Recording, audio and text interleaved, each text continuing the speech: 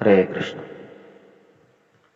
तो इस जगत में जीव जो है ये इतना फंसा हुआ है अपने देहात्म बुद्धि में, इतना फंसा हुआ है अपने भौतिक भोगों में कि भगवान को प्राप्त करना उसके लिए केवल असंभव हो गया है।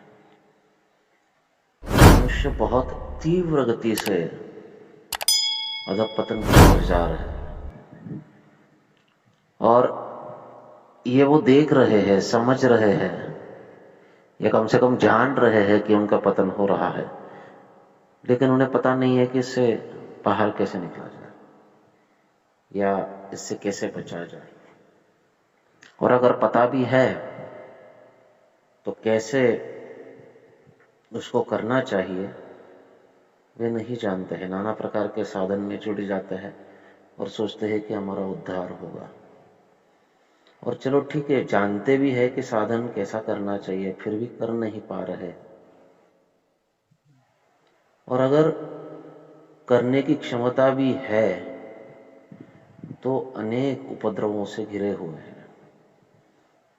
तो ये इस कलियुगी जीव का लक्षण है।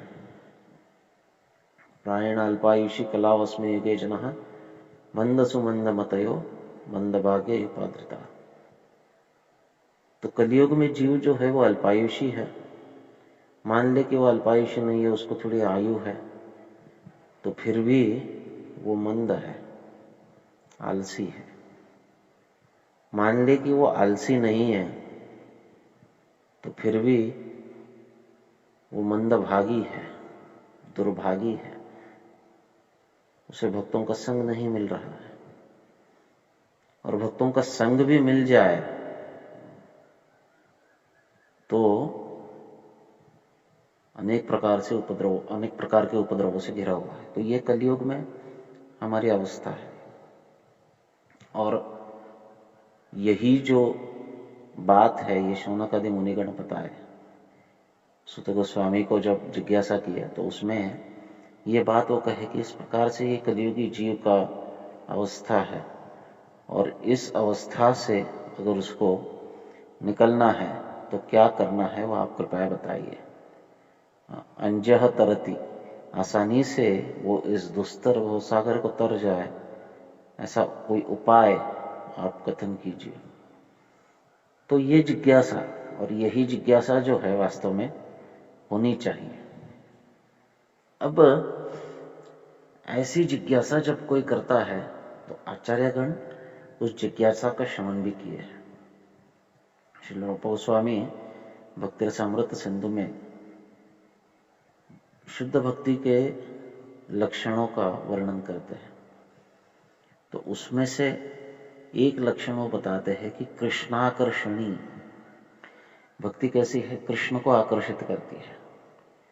जैसे ही कोई व्यक्ति, अरे शुद्ध भक्ति से कृष्ण आकर्षित होते ही है, लेकिन अगर कोई व्यक्ति अनायास भक्ति में लग जाए, किसी भी प्रकार का कोई विशेष कार्य न करते हुए या फिर किसी भी प्रकार की शुद्धता को प्राप्त न करते हुए भी भक्ति में लग जाए, तो भी भगवान उसके तरफ, उनका लक्ष्य जो है वो आकर्षित हो जाता है। भक्ति का प्रारंभ ही हरिनाम है। जब व्यक्ति हरिनाम लेता है तो ही ऐसा कहा जाता है कि वो भक्ति कर रहा है। तन नाम कीर्तन आदि भी, उनके नाम संकीर्तन से ही, नाम संकीर्तन, कीर्तन आदि का अर्थ है नाम कीर्तन, नाम श्रवण, नाम का महिमा गाना, नाम का प्रचार करना, ये आदि है, इसको नाम कीर्तन कहते हैं। तो नाम कीर्तन आदि से ही भक्ति प्रारंभ होती है।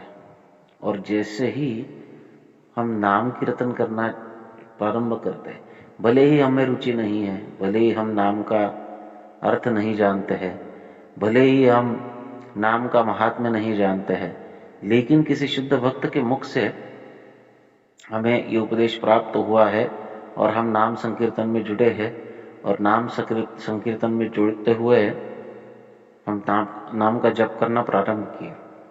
कोई शुद्धता नहीं है, कोई अपराध से बचने की इच्छा, या फिर अपराध जानते भी नहीं ये क्या है, लेकिन फिर भी अपराध करते करते नाम ले रहे हैं।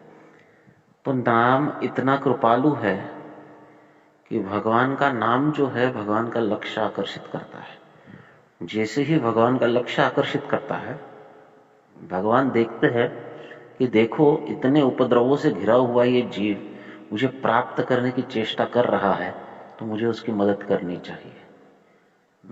तो ददामि बुद्धि योगम तम, तो मैं उसे बुद्धि योग प्रदान करता हूँ, मैं उसे बुद्धि प्रदान करता हूँ, मैं उसे भक्ति प्रदान करता हूँ। भक्ति डायरेक्ट भगवान प्रदान नहीं करते, लेकिन मैं उसे ऐसे भक्तों का संग देता हूँ जो भक्ति प्रदान करते हैं। तो मैं उसके लिए सभी व्यवस्था करता हूँ, वो भक्तों के संग में आकर नाम में रुचि बढ़ाए, इसकी पूरी व्यवस्था मैं करता हूँ। तो फिर भक्तों का संग प्राप्त होता है उस नाम साधक को जो नवशिक्षित है, और भक्तों के संग के द्वारा उपदेश प्राप्त करके अपनी नाम साधना को और मजबूत और शुद्ध करने का प्रयास करता है। ये प्रयास, ये अभ्यास ही वास्तविक इस भौतिक जगत में कलयुग में भक्ति मानी गई है। प्रभुपाद ने कहा प्रैक्टिसिंग डिवोशनल सर्विस, भक्ति का अभ्यास करना चाहिए। अभ्यास ही सर्वतोपरि साधन है। भक्ति तो बहुत कम नित्य सिद्ध भक्तों को प्राप्त होती है, या साधना सिद्ध भक्तों को प्राप्त होती है शुद्ध भक्ति।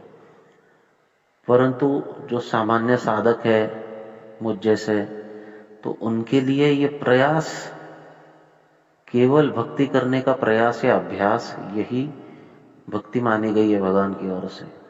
और इतने कृपालु कृष्ण ऐसे भक्तों के हृदय से जो प्रयास कर रहे, जो अभ्यास कर रहे, उनके हृदय से सभी अनर्थों को नष्ट करते हैं, सभी अनर्थों को नष्ट करते हैं और उनको भक्ति में, भक्ति पथ पर प्रगति करने के लिए सभी सहायता करते हैं। ये सब कहाँ से प्रारंभ होता है? ये सब प्रारंभ होता है नाम संकीर्तन से। इसलिए नाम संकीर्तन को बहुत अच्छी तरह से करना चाहिए, उसको निभाना चाहिए। जैसे ही कोई भगवान का नाम लेता है, चाहे वो उसके मर्म को जाने चाहे न जाने, वो कृष्ण को आकर्षित करता है और कृष्ण आकर्षित होते हैं, तो जीव के सभी अभद्र जो है वो नष्ट होते हैं। हरि शब्द का अर्थ ही है जो अमंगल को हरता है, अभद्रों को हरता है।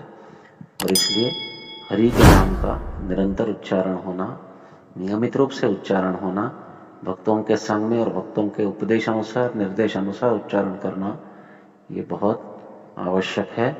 इससे कृष्ण आकर्षित होते हैं और कृष्ण हमारी तरफ आकर्षित होंगे तो हमें इस जगत से उद्धार होने से कोई नहीं रोक सकता है। हरे कृष्ण।